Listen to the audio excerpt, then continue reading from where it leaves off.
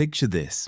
You're standing in line. Coffee shop, post office, doesn't matter. About 40 seconds in, your hand moves on its own. The phone is out before you decided to take it out. You unlock it. You open a feed you already checked 2 minutes ago. Nothing new. You close it. 3 seconds pass. You open the exact same app again. Nothing happened. You knew nothing would happen. You looked anyway. That little itch under the skin. That low hum that says, I need something, anything, right now. You felt it 100 times today, and not once did you stop and ask where it actually comes from. What is that feeling, really? Why does your own mind refuse to just sit there, quiet, empty, at peace? Here's what I want you to sit with for the next half hour. That itch is older than language. It's older than fire. The thing you're feeling in that coffee line is the same thing that pulled a creature out of a cave 100,000 years ago and made it walk toward a horizon it had no reason to trust. It's the same force that made someone, somewhere, pick up a sharp rock and wonder what else it could do. And it is also, quietly, one of the most dangerous feelings a human being can have. Stay with me, because a little later, I'm going to tell you what happens to a mind when you take this feeling and give it absolutely nothing to chew on. Not a phone, not a book, not a window, nothing. What the brain starts to do in that silence is genuinely unsettling. And once you hear it, you'll understand why you grab your phone in that line without even noticing your hand move. But let's start gentle. Let's start with the feeling itself. We treat it like nothing, like an absence, like a gap where something interesting should be. You say, I'm bored, the way you'd say, I'm hungry or I'm cold. But here's the strange part. Cold is the absence of heat. Hunger is the absence of food. So what is the absence of, exactly? You're sitting in a chair. You have a device in your pocket with more stories, songs, faces, and ideas than every human who lived before the year 1900 could have experienced in 10 lifetimes. You are drowning in things to do. And yet, so it can't be an absence of options. Researchers who actually study this for a living describe it differently. They say boredom is the painful feeling of wanting to engage your mind, of wanting to pour your attention into something that matters and not being able to. It's not there's nothing to do. It's nothing I can reach right now is worth doing. Your engine is running. It's revving, actually. And it's in neutral. That's the key. Boredom isn't emptiness. Boredom is pressure. And pressure exists for a reason. Pressure is a message. Pain in your hand says move your hand off the stove. Hunger says go find food. So if boredom is a kind of ache, the question becomes obvious, and almost nobody asks it. What is the ache trying to make you do? To answer that, you have to go back, way back, past the coffee line, past the cities, past the farms, all the way to a body that looks like yours, in a world that looks like nothing you've ever seen. So picture a different scene now. There's a valley. It's good. There's a stream running through it, there's shade, there's a patch of ground where the same plants come up every season, and the animals come down to drink in the early morning, so you mostly know where they'll be. Your small group has been here a while. You know this place. You know where the water is sweet and where it makes you sick. You know which slope catches the sun. It's safe as anything got back then. You could stay here. Now imagine two kinds of minds living in that valley. The first mind is content, deeply, perfectly content. It wakes up, the valley is fine, the food is where it always is, and that's enough. It feels no pull to wander. The ridge in the distance never thinks about it. Why would it? Everything it needs is right here. That mind is calm. That mind is at peace. That mind sits in the good valley and never leaves. The second mind is restless. After a while, the same slope, the same stream, the same morning, it starts to grate. There's this nagging hum, a feeling that says, this is fine, but is this all? What's past the ridge? The hum gets loud enough that one day, this mind gets up and walks toward the edge of what it knows. Now, here's the thing that I need you to really feel, because it flips the whole story. We think of the content mind as the lucky one, the peaceful one, the one that figured life out. But put both of those minds into a real world, a world where the stream can dry up, where the herd can move on, where the good valley can turn bad in a single bad season, and ask yourself, which one survives? The content one stays in the valley while the stream slows to a trickle, because it never developed the urge to look elsewhere. The restless one already knows there's a second stream over the ridge, because the hum made it go check. back when it didn't even need to. That hum, that nagging, grating, "is this all?" feeling? That's the one you're feeling in the coffee line. You are the descendant of the restless mind. Every single person alive is. The content minds had their valleys, and their valleys did not last forever.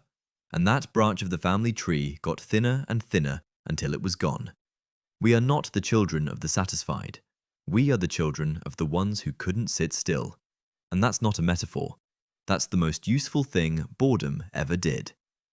Scientists who study how animals make decisions have a name for the problem every living thing has to solve every single day. They call it the explore-exploit problem. And once you see it, you'll see it everywhere.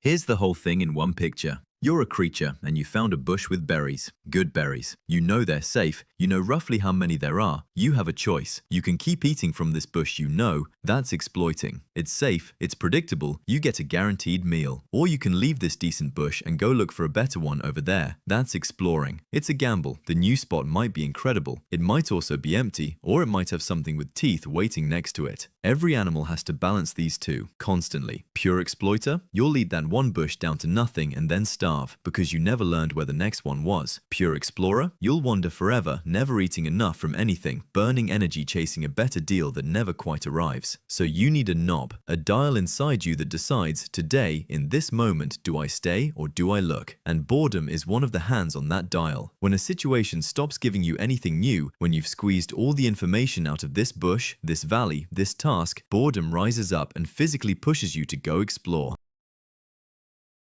It is the brain's way of saying, you have learned everything you're going to learn here. There's nothing left in this for you. Go.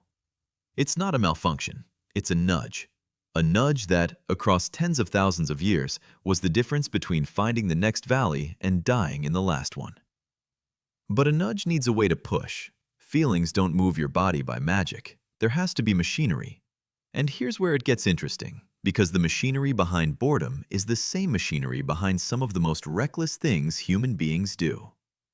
You've heard the word dopamine. You've probably heard it called the pleasure chemical, the thing that makes you feel good. That's not quite right, and the small correction changes everything. Dopamine isn't really about the pleasure of getting the thing. Dopamine is about the wanting, the chasing, the anticipation. It's the chemical of seeking. It spikes not when you eat the berry, but when you spot the bush. It's the fuel of the explorer. It lights up for the new, the uncertain, the maybe. Think about the last time something genuinely novel happened. A trip somewhere you'd never been. The first hour in a new city. Everything is sharp. The light, the smell of the streets, the strange writing on the signs. You feel awake in a way you haven't in months. That's dopamine doing its ancient job, flooding you with attention and energy because you've wandered into the unknown, and the unknown is exactly where your ancestors needed to be sharp. Novelty turns you on, literally, chemically, it switches you on. And now flip it, the feeling drains out of a place over time. Day 1 in the new city, electric. Day 30 living there, it's just where you buy groceries. Nothing changed about the city, something changed about you. The novelty got used up, the dopamine stopped spiking, and the system started whispering the old question again. Is this all? Boredom and dopamine seeking are two ends of the same stick. The seeking is the pull toward the new. The boredom is the push away from the old. Same dial, same ancient job. So now you understand the itch in the coffee line a little better. You're standing still in a place with nothing new in it. Your seeking system has nothing to seek, and it does not like that. It starts generating that low pressure, that hum, and your hand reaches for the one object in the modern world specifically engineered to feel like an endless valley full of new bushes. The phone. We'll come back to the phone because the phone is where this whole beautiful ancient system gets turned against you. But first, I promised you something darker, and it's time. What happens if you don't give the seeking system anything? Not the phone, not a window, not a thought worth thinking. What happens if you just leave a human mind in the empty? A few years back, some researchers ran an experiment that sounds almost too simple to mean anything. They put people, one at a time, in a plain room. No phone, nothing to read, nothing to look at. And they asked them to do one thing for about 15 minutes. Just sit there and think. That's it. Entertain yourself with your own mind. Most of us say we'd love that. 15 quiet minutes, no demands, just you and your thoughts? Sign me up. But there was a button in the room, and pressing the button gave the person a real, genuinely painful electric shock. They'd felt it before the experiment started. They knew exactly how unpleasant it was. In fact, earlier, many of them said they'd pay money to never feel that shock again. And then, alone in the room with nothing to do, a startling number of them pressed the button, on purpose, to shock themselves. Some pressed it again and again. People chose to hurt their own bodies rather than spend 15 minutes alone with the inside of their own heads. Sit with how strange that is. The mind would rather have pain than nothing. It would rather have a bad signal than no signal. Because to the brain, a flood of nothing isn't peace. It's an alarm. And if you push that further, it gets worse. Think about what we do to a human being when we want to break them. Not torture in the bloody sense, the quieter kind. Solitary confinement. A small room, no company, nothing to engage the mind, day after day after day. We've known for a long time that this destroys people. Not because of pain, because of nothing. The mind, denied anything to seek, denied anything to chew on, starts turning on itself. People in true sensory deprivation, floating in the dark with no input at all, begin to hallucinate. The brain, starving for something to process, will manufacture sights and sounds out of pure void rather than tolerate the silence. It would rather invent a ghost than sit in an empty room. Because here's the unsettling truth at the center of all this. When you stop feeding your mind from the outside, it does not switch off. It turns inward, and it keeps running. There's a whole network in your brain that fires up specifically when you're not focused on anything in the outside world. The moment you go idle, it activates. And what does it do? It wanders. It pulls up old memories. It rehearses conversations you already had. It worries about ones you haven't had yet. It picks at the thing you're ashamed of, the thing you're scared of, the unfinished thing. That's why true boredom so often curdles into anxiety. You think you're bored, and then 10 minutes later, you're somehow thinking about that embarrassing thing you said in 2019, or the bill you haven't paid, or the way a friend looked at you last week. The boredom didn't go away. It opened a door, and your mind, with nothing else to seek, went hunting through your own life and dragged out whatever it could find. Sometimes it finds something kind. Often, when you're already low, it finds the rest. So now you know why your hand moves in that line before you tell it to. It's not weakness, it's not a bad habit, it is your nervous system flinching away from the edge of that void, the same way you'd pull your hand off a hot stove. The phone isn't a treat in that moment, it's a shield. You are protecting yourself from the inside of your own head, and you've been doing it so automatically you never noticed it was a defense. Which brings us, finally, to the trap. Everything I've described, this whole gorgeous ancient system, the seeking, the dopamine, the push toward the new, it was built for a world of scarcity, a world where new things were rare and hard to reach, where to satisfy the explore itch, you had to actually get up, actually walk over the ridge, actually do something real and effortful and useful. The reward at the end was a real berry, a real valley, real information about a real world. The system was honest. The hunger pointed at food, and the food was nourishing.